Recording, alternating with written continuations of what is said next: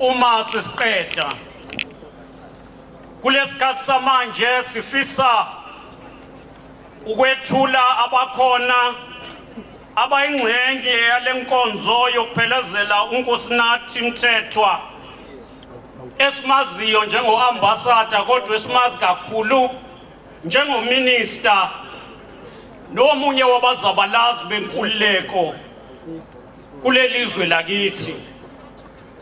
Siyafisa ukwamukela futhi sithule His Excellency the President of the Republic of South Africa, President Cyril Ramaphosa, okhona onathi osebenze kakhulu no former minister uNathi Mthethwa.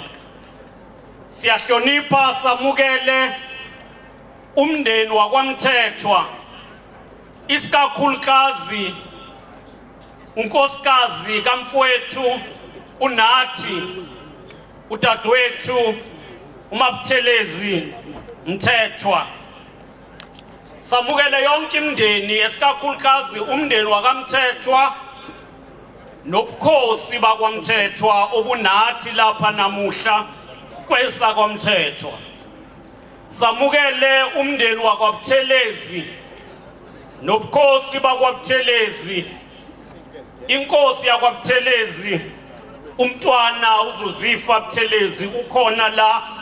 Siyakubonga ubukhona bakhe nobukhosi bakaButhelezi bonke abakhona.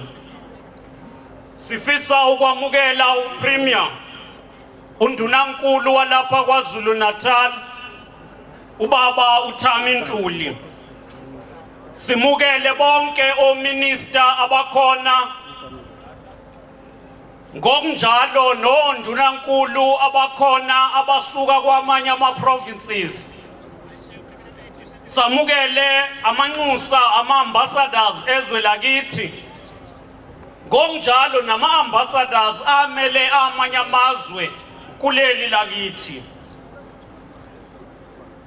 Semukela bonke abaholi, o-deputy minister, o-MECs, ngokunjalo amalunga ePhalamende, usomlomo wakwaZulu Natal na wonke amalunga esishayamithetho salapha kwaZulu Natal. Samukele ubukhona bukameya walapha eKing Cetshwayo nabo bonke omeya abakhona lapha kathi kwethu. Ngimbonile nomeya ubaba uCyril Xaba, umeya waseThekwini osebenze kakhulu nomfowethu uNathi.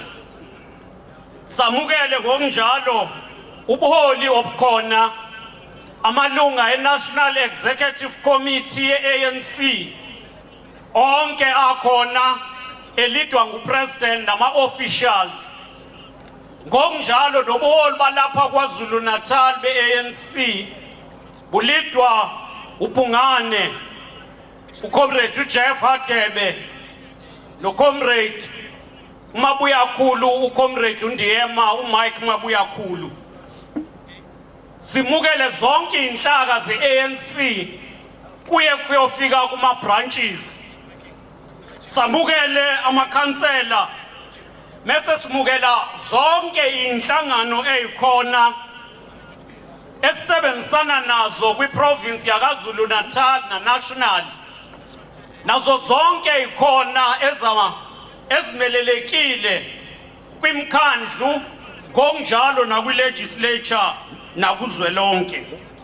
Masimukele o-DG bekhona nabasebenzi bakahulumeni bonke beholwa uDirector General wase-South Africa uMiss Baleni, nawo wonke ama-comrade alapha, ngokunjalo nomphakathi wonke onathi lapha namuhla. I'm establishing this protocol ngisho ukuthi ngenzeka ukuthi khona obalekile singambonanga, ngixolise kulokho uma kwenzekile. But I'm establishing this protocol so that all other speakers who will follow will not have a problem to go through protocol in the interest of time.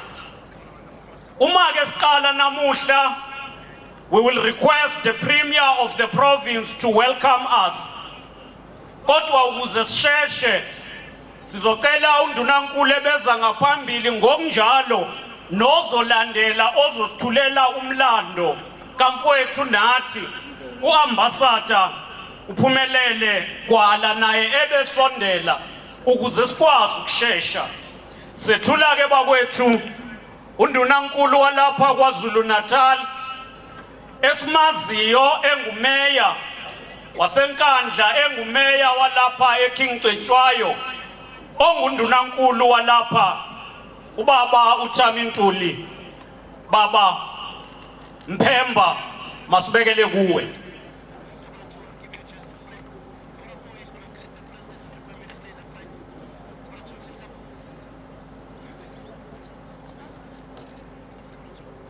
Ngiyathokoza kakhulu program director Deputy Minister uZikalala no Dinangwe uDokotela, His Excellency the President of the Republic Umama uMabuthelezi nomndeni wonke wakaMthethwa nakaButhelezi, members of the national, provincial and local spheres of government, members of the diplomatic corps, of course bakaMthethwa nobakaButhelezi, and all traditional leaders present, leaders of society, ubuholi bukaKhongolose, fellow mourners. Today we gather not only to mourn but to celebrate a life that is embodied on service delivery and devotion to our country. The former minister and the ambassador, Emmanuel Nkosinathi Mthethwa, was more than a public servant. He was a patriot, a bridge builder, and a man deeply committed to the ideals of justice, peace, and progress. He joins a long and distinguished list of sons and daughters of KwaZulu-Natal who have contributed immensely to our liberation struggle and to the advancement of our democratic projects. His journey from humble beginnings to serving our nation on the global stage is a story of dedication, discipline, and patriotic service. His untimely passing comes at a difficult moment when our country and the world are navigating complex geopolitical shifts and economic uncertainties. It is in times such as these that we need seasoned leaders and diplomats, men and women of his caliber, who understand that diplomacy is not only about statecraft, but also about building bridges of trust, cooperation, and opportunity. Unyambose legacy reminds us that the work of representing South Africa abroad is deeply connected to the task of building prosperity and peace at home. His departure leaves a void in our national family and provincial family, but it also challenges us to nurture and empower a new generation of South Africans who will carry forward his vision of a more united, respected, and economically vibrant nation. Njengomphakathi waKwaZulu Natal, lapho inkaba yakhe ikhona, sizizwa sithobekile futhi sithobeke inxeba manxa kulokhu kulahlekelwa nisembathile njengesizwe kusuka kumengameli wezwe kumanxusa nabaholi abavela ezinhlakeni ezahlukene zomphakathi. Sithi lokhu enikwenza emndenini wakaMthethwa nakithi uqobo nikwenze nakwabanye. Nyambose, as you embark on your next journey, we make a solemn pledge that we will continue to advance your vision of a united South Africa, a united Africa, and a united Global South, working together for peace, development, and shared prosperity. You leave us at a moment of profound renewal, a time when our people, through the power of their votes, have spoken with great clarity. They have called upon all political parties, large and small, including your own movement, the African National Congress, to work together under the banner of unity government, both nationally and provincially, which we will be advancing it to local government. Indeed, our citizens from all races, backgrounds, and walk of life have called for unity of purpose. They have reminded us that our collective strength lies not in what divides us, but in what we can achieve together when we are actually guided by the spirit of service and shared a destiny. As we bid farewell to you, Nyambose, we do so with a renewed commitment to build the South Africa and the province of KwaZulu-Natal you envisioned. Our one anchored on dignity, economic inclusion, ethical and servant leadership, and opportunity for all.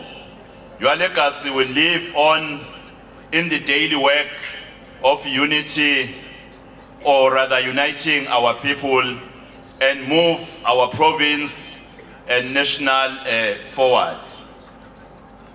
To you, son of the soil, Sizwe yakithi, a promise we wish to make on behalf of all of us entrusted with the leadership in the province of KwaZulu-Natal and your beloved home, province of KwaZulu-Natal, is that our province shall never again return to conflicts. We draw strength from your legacy as we commit ourselves to building a KwaZulu-Natal defined by peace, unity, and shared prosperity. From KweSakamthethwa to Kokstad, from Newcastle to Jozini, and from Edumbe to Msinga, nakulo lonke elendlovukazi kaMthaniya, we shall continue to inspire new hope among our people, ensuring that development reaches every community and that our economic and social progress reflects the true spirit of reconciliation and nation building. I hope the message we are living, in particular between the IFP and the ANC in the province of KwaZulu-Natal, which was also in fact championed by the late Prince Mangosuthu Buthelezi, for closing the chapter of the past wounds, reconciliation will be now reactivated so that we'll close the chapter of the past wounds.